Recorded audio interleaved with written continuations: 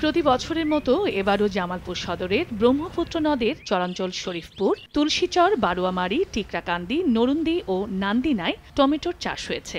বাড়ি, beautiful, beautiful 2, beautiful 3 এবং beautiful plus জাতের টমেটো আবাদ হয়।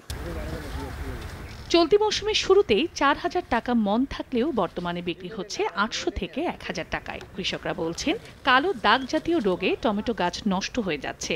বেশি দামে সার কীটনাশক দিয়েও কোনো কাজ হচ্ছে না। একবার না 4বার করে খেত নাগাইছি, নাগানির পরেও তাও ঠিক নাই।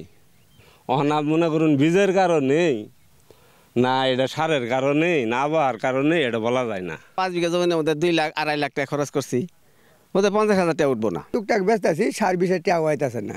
কৃষি বিভাগ বলছে, এবার কিছু রোগ বালাইয়ের কবলে পড়েছে টমেটো গাছ। এজন্য প্রতিরোধে কৃষকদের নিয়মিত পরামর্শ দেওয়া হচ্ছে। কিছু রোগের বালাই সমস্যার সম্মুখীন হয়, তো সেটাও আমরা পাশে থেকে আমরা সর্বাত্মক কৃষি বিভাগের কর্মকর্তারা যারা আছে আমরা সর্বক আমরা পরামর্শ দিয়ে যাচ্ছি। আশা করি আমাদের টমেটোর যে সম্ভাবনা আমরা দেখতেছি জামালপুর সদরে, আমরা আশা করি এই টমেটোর বাজারটাকে অনেক দূর নিতে পারবো। এবার সদর উপজেলার চরাঞ্চলে 1320 হেক্টর জমিতে টমেটো আবাদ হয়েছে।